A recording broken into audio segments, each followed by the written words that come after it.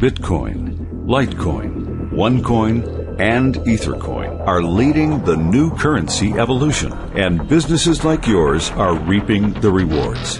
Businesses worldwide are beginning to accept Bitcoin to eliminate the hassles and transaction fees of banking and payroll services. Bank fees, holds on your money, and hassles with payroll companies can be a thing of the past. With the new currency, you are the bank. Join us today with Amazon best-selling author Tom McMurrain and learn how you can use the latest in digital currency to eliminate all the fees and how you can reward your employees in currency that actually appreciates in value. Open your business to the new currency community and the future of payments. And now we invite you to join Amazon best-selling author Tom McMurrain along with your host Rich Casanova and get connected with the future of payments. All right, Rich Casanova here once again, another episode of the New Currency Show with Tom McMurrain in the studio. Tom, how are things today so far? Man, they're awesome. I love that intro. It gets me fired up. I feel like Mission Impossible. Let's go. I'm ready. I know. Let's make it happen. So let's jump right into the top stories. What's on the short list headlines and in the world of digital currency? Well, let's see. We've got OneCoin.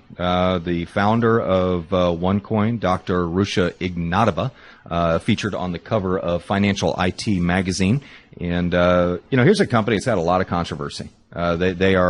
It's neat to see them get some really credible media with an organization like this. This goes out to all the banking industry. Right. So it's kind of an industry magazine. But the editor said he thought that OneCoin was a scam until he did his due diligence on it and actually featured them on the cover. So that's a real nice plug for OneCoin. And, it's interesting. This is a woman that comes out of McKinsey. She's got a doctorate in law from Oxford. She's got a master's in economics. I heard she did both of her degrees at the same time. Wow. Which is pretty incredible. I got a doctorate in law and my master's at the same time. Right. But very bright lady, came out of McKinsey, and she started a company that has really taken the world by storm, but she's taken a ton of criticism for the way she's done it. She more like Steve Jobs took criticism for Apple and having closed source code. Right. And, there's a lot of people out there in the digital currency industry. They're not really giving them any credit for what they've done. But the one thing I will say about OneCoin is they have created awareness for digital currency more than any organization, positive awareness than any other organization out there. They got 1.8 million members, which is like 5 times larger than the traditional digital currency industry. But interesting article, not a lot of meat. I mean, you kind of hear their mission is in the article where they're talking about helping the unbanked, and they're talking about helping, they talk about migrant workers that go to another country, like the Mexicans come to the U.S. and they send money back to Mexico. And that happens in every country. They have different nationalities. But good article. I don't see any facts or figures or anything like that really tell about the company, except for she seems to be a great lady with an awesome mission. Well, it's just kind of another key indicator, a stepping point for the cryptocurrency industry, if you will, like the 60 Minutes piece was about awareness, right?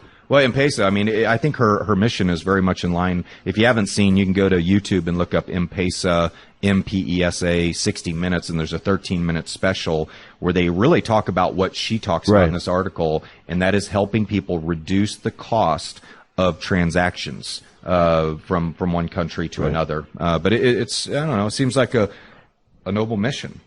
Well, and as you mentioned, getting some heat or some press. And most folks that are ahead of the game, right, forward thinking, they're disruptors, as you've written the book, right? Well, on the seventh disruption. But it's funny. I've got a funny say. They say if you're like one step ahead of everybody, you're brilliant. If you're 2 steps ahead of everybody, you're freaking crazy. Right.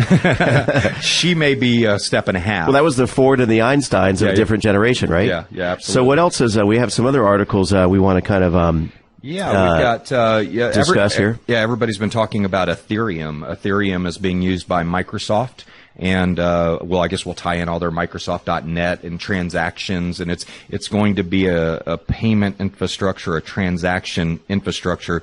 They call it a distributed network. Right. And distributed means like you, me, and Craig are sitting here, and we can distribute information amongst each other or value amongst each other, right, without having to have an intermediary like a post office. Well, this article talks about distributing energy. Yeah, that's right? cool. Peer-to-peer exchange on the platform of renewable green energy. Yeah.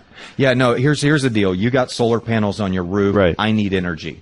Okay, how do we go about doing that? Well, they have it set up to where I could actually buy the energy directly from you through the grid, and I don't have to go through a power company. I can just buy it from you. And the power companies wouldn't be typically happy about that, much like the banks with cryptocurrency. Yeah, exactly. There's a lot, much like the music industry with Napster. They weren't very happy about that one either. But, it's interesting. When you talk about distributed networks, you've got Uber's a distributed network. They match up cars with drivers and passengers. And so it's interesting. Uber, by the way, do you know it's a $70 billion company? It has a bigger market capitalization than Ford and GM. Wow. Yeah. I mean, and it is, again, that disruptor, but it's peer-to-peer exchange. We had a show earlier in the week that Uber came up during the discussion.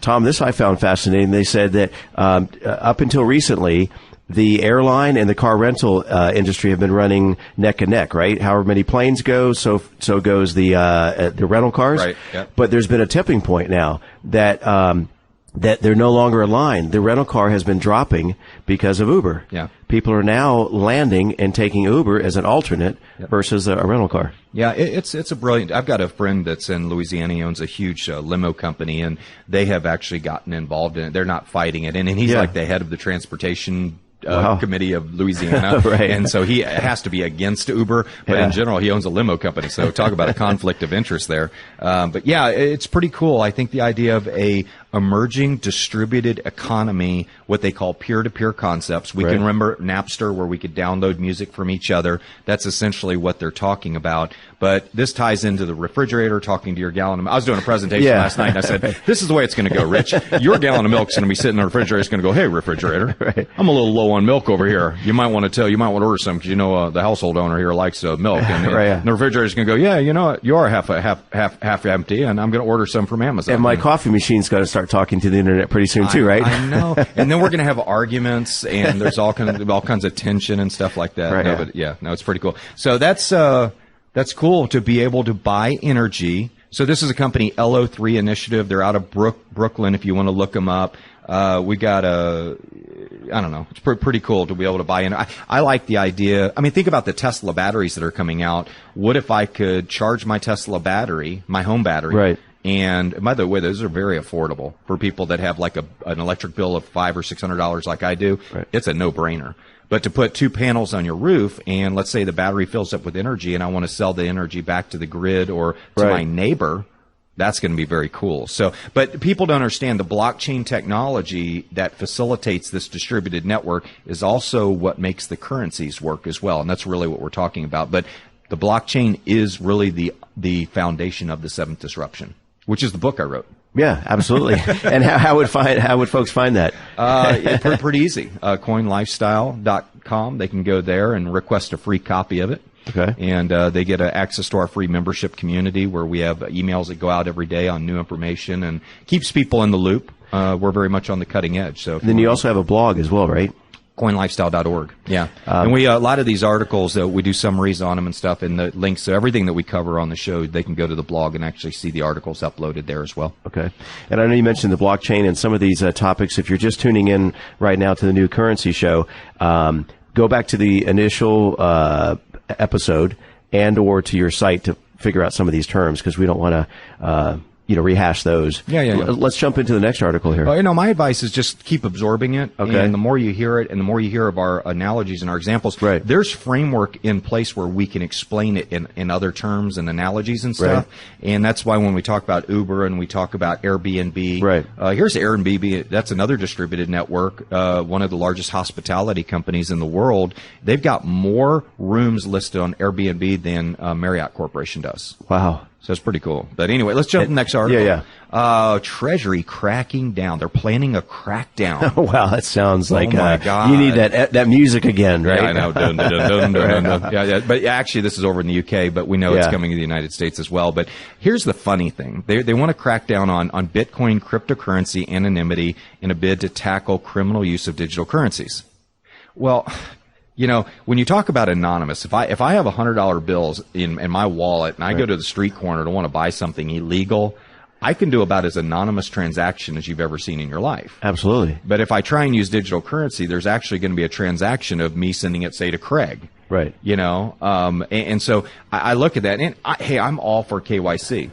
And that's one thing that OneCoin's taking criticism for, by the way. She is KYC compliant. The rest of the industry saying it's really none of your business. But, if you're going to do business in the United States or any first world country, they want KYC. KYC is know your customer. Know your customer, yeah. It means you have to upload a copy of your driver's license, your power bill, your bank statement, or whatever. They want to know who you are. Why? I'm guessing for taxes. Let's bring it down to brass tacks. They want to know who they can tax and ultimately monitor your spending habits and all of that. So, but the blockchain, of course, is a public ledger of plus and minus column of every transaction being done by everybody in the network, and that'll lead us to an interesting article here in a minute. But I'm all for KYC. I don't mind it at all because I certainly don't want terrorists using digital currency. They probably use the U.S. dollar for terrorism more than anything, realistically, or the euro because they have a $500 note. But if they do get on this, it could be a bad thing. So I think what they're doing here is not a bad idea. Just put some checks and balances in place, right? Yeah, for sure. Yeah. And I'm not against taxation either. I mean, I think taxation, we have great services in the country, and the United States has a decent tax structure.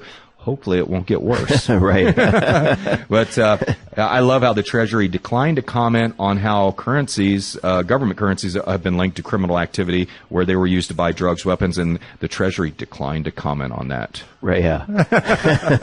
We know what that means. That's a BFO, blinding fact of the obvious, we call that. So, here's a fun article. Yeah, I love this one here. Yeah, Donald Trump, and I don't know how I missed this Wisconsin thing, but I was probably so upset that he lost the Wisconsin race. We know that was all fixed anyway, but that's for another show. Right. But no, Trump calls to make all campaign donations in crypto and launches Trump Coin. That was just bound to happen, right? Yeah. I mean, you got to have. I mean, if you're going to be that big, if you're going to be in charge of the country, you got to have your own currency. But I look at that, and I think cryptocurrency is an answer to transparency in government and where special interest donations are coming from. I think it's a great idea. I don't think the special interests are going to think it's a great idea. I don't think the politicians are going to think it's a great idea. Or the big banks, which, like in this article, it mentions Bernie Sanders, and one of his big platform or talking points is what the big banks have done to our economy. Right, so Trump coin sounds better than Bernie coin. I agree. I think I'm gonna vote for Trump just because I like the sound of his coin better. But no, he talks. And by the way, I love he goes, his coin looks classy. Right. I'm like, how does a serial number look classy? Right. I think Trump actually thinks it's an actual physical coin. Yeah. He pictures it as a gold coin with his face on it, but he does say, and quoting, look, and you believe me, folks, it's a great coin. You won't find a better cryptocurrency out there anywhere other than the Trump coin. Yeah. But you think about with all his casinos and everything, he has the ability to create a river. He has a big enough following to create his own cryptocurrency like an Amazon would or a PayPal would. Mike Tyson, I don't know if he's got big enough following to start his own coin. Right. And I think he's trying. But it's interesting when you look at this article, the idea of transparency is great. The idea of having the Boys and Girls Club having their own coin, having the Chamber of Commerce have their own coin. Right. There will be thousands of coins. A lot of people don't realize that, but there have been coins around for a long time. They've been called frequent flyer miles. Right. Oh, yeah. But those aren't crypto coins, but they are a managed form of value that you exchange. And really, that's all currency is. It's a language of how we exchange value. And I think what Trump really solidifies here is that he could create a coin. And I wouldn't be surprised. You know, we could actually create Rich Coin. You know Nice. do you know who Trump reminds me of? Who? Richie Rich. Oh, okay. Yeah, I can see that. I can see that. Yeah. I have to read. I mean, that picture on that article, and I think this came off of CoinDesk, by the way, but it was a really good article. I actually went back and searched for it in CoinDesk and couldn't find it. I'm going to have to look. But here's interesting. At the end of the article, he said Ron Paul said the Fed has taken our money. And he says, I think it's a great idea. You know, the Federal Reserve has taken Americans' money and made it practically worthless through inflation. Right. And that's the real selling point of digital currency, is that it is not inflationary. Right. It actually appreciates in value and decreases the cost of your services. And so Ron Paul's, on the right track here. But I really hope one day that we have a fully transparent financial system in this country. It'll make this place much more honest. I love that. Yeah, I concur. Yeah. So last article, and we know that Tesla takes Bitcoins to order a Tesla, but here's a guy, Mason Borda. He's an engineer at BitGo, creator of Get Money, and I think he's kind of doing a little promotion for some stuff that he's actually created in this article, and I'm okay with that. Yeah. I've done that before. But anyway, he ordered his Tesla Model 3, a car he had never seen or ever driven, with an anonymous currency created by an anonymous person using a virtual wallet with invisible money. Where we living in different times these days, right? I mean, you'd never fathom that even just 10, 15 years ago, right? We're not talking a century. But yeah, and Elon Musk is a big proponent of digital currency as well, right? Yeah, he's had some really great comments about digital currency, some great quotes out there. I think anything that helps facilitate more business, create more wealth, as long as it can be taxed, I think the government's going to be for it. So I don't think that cryptocurrency, the only reason it would be an enemy of the government is if they don't want the transparency that it offers. Right. But outside of that, it gives them an irreversible ledger. So when you talk about audits and stuff like that, man, if you've done the transactions, you cannot go back and alter them. All the stuff with WorldCom, all the shenanigans on accounting and all that, that would be done away with the blockchain and an accounting system on the blockchain. Again, back to transparency. And what I found fascinating about this article, too, this Mason Borda, is that he, in 2010, his first Bitcoin purchase was from 2 pizzas from Papa John's. Yeah. Right? And then fast forward, Tesla got on his radar, and he was able to make a transaction through digital currency. And then and there's another statement here. I love this. This person, Steve Coase, was quoted in here saying, "The world will only get weirder." Yeah. Right? Which is just like this idea of disruption goes back to that, right? We're just living in different times. And you mentioned this, it mentions in the article about he was able to purchase this vehicle in a matter of under 60 seconds, with no instrument cluster. It reminds me of Carvana, which is a phenomenon, right? That people can purchase a car they've never seen, never touched, deliver it to them their house, deliver it to them. Yeah, no, that's just the day we live in. I mean, everybody knows that the Tesla is going to be nice. You're not going to be disappointed when it shows up at your house. And, but I think, when you talk about disruption, and before we get into our core topic today, disruption is when the value chain that's vital to the existence of an industry, country, or company is cut. Right. And we saw that happen with Napster. We saw it happen with Wikipedia. We're seeing it happen with, look what Tesla's doing, 12.5 billion orders, $12.5 billion of sales. Right. And I guarantee you their market cap after this car is probably going to be more than both GM and Ford combined. Wow. So talk about a disruption, but there's been a lot of companies. Look what WordPress did to the printing industry. Right. Look what podcast is doing to the traditional broadcasting industry. So that's a disruptor in itself, where anybody can set up their own radio studio and become the next, Perez Hilton. I know that's your goal, right? Right, exactly, yeah. More Bloomberg, but yeah. More Bloomberg. Yeah. Thanks, yeah. With a little Perez flair. Nice. I saw that pink shirt you had on. Nice. Thank God it's just radio, Yeah, exactly. They can't see us, but I am filming. This is all. We are videoing. That's right. Yeah. So yeah, let's jump into a topic you want to delve into today: the process of acquiring these coins. Yeah, that's a big question. People think it's like Hotel California. Once you get into a coin, you can't get out. Right. You know, you got that tune in my head. Yeah. But no, when you there's 3 ways to acquire coins, and what we're going to do today is we're going to talk about all 3. The last one is the most important, and it's the greatest opportunity in digital currency, and it's called mining. Okay. We'll talk about that last, but that is going to be the topic of next week's show too. All right, so stay tuned for that one. The whole show will be dedicated to mining, and you don't want to miss that one. But first, it's pretty simple. You can go on to, say, blockchain.info or any coin wallet, and you can set up a wallet in minutes. You say any coin wallet. Yeah, they have it's like banks. They have you can go to any bank and set up an account. Okay. A coin wallet's like a bank account. Okay. And like when you go to I always tell people go to set up coinwallet.com. So that's a website. Setupcoinwallet.com. All right. That's a 4-minute instructional video on how to do a Bitcoin transaction. Most people have never done one. So I remember back in the 90s, we were going around teaching people how to send emails to each other. Right. And people were like, "Oh, so we have to go around the post office." I mean, people were really freaked out about it. Oh yeah. You know, and you mentioned horseless carriages. I listened back to that and I started laughing when I heard that. I just envisioned in my mind of people diving out of the way. Oh yeah. Yeah. But, no, when you think about setting up your coin wallet, they'll give you a QR code and then an account number. Okay. And that account number you can send to somebody, or I can go into my coin wallet and scan your QR code. I can put in the dollar amount that I owe you, scan your QR code, and instantly the money goes into your account. So on Setup Coin Wallet, you set up a coin wallet. It takes about 2 minutes. All you need is a username, an email, and a password. Actually, just an email and a password. And it gives you instructions. My email's on that video. Okay. If you send me your account number, I will send you $1 or $2, depending on how good I'm feeling for that day, right, yeah. and give you another video to show you how to donate it to United Way. Oh, nice. Because United Way is the largest recipient of digital currency donations. A lot of people don't know that. But it's a real good way of getting used to it, and it blows people's minds. I love doing presentations on that. But so you can acquire a coin wallet for free. A lot of times you don't have to put ID in or anything. I like blockchain.info. They've been around a long time. Okay. There are companies like OneCoin. Their wallet is free as well, but they're just getting started, and their e-commerce platform hadn't launched, but that's coming out.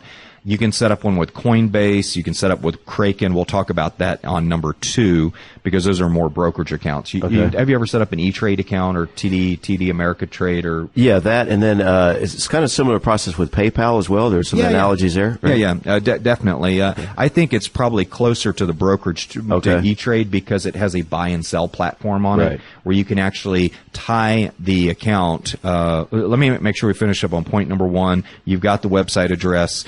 If you want to put up your QR code in your place of business right by your cash register, and somebody comes in and buys $100 worth of products, you say it's $100, and they go, "Do you take Bitcoin?" You say, "Yeah, there's my QR code on the cash register." Oh, wow. They scan it. They type in 100, they scan it, and your account on your mobile phone pings. That means you got the money. It's an irreversible transaction. They can't leave, like with Visa, and dispute the transaction within 60 days. Right. Okay, so you don't have the fraud. It's guaranteed funds. It's irreversible. Right, yeah. I don't know. I mean, look up the definition of irreversible. right. I'm pretty clear about that. But they can't dispute it. Yeah. And then you also don't have the credit card fees. Oh, so wow. I have a lot of business owners say, so I can just put up a QR code on my cash register and I can avoid credit card fees, and then let your whole community know by doing a press release that your place of business is now accepting Bitcoin, and all of a sudden people will come in and start using Bitcoin at your store. Wow. And you can go to spendbitcoins.com and you can list your business there as well.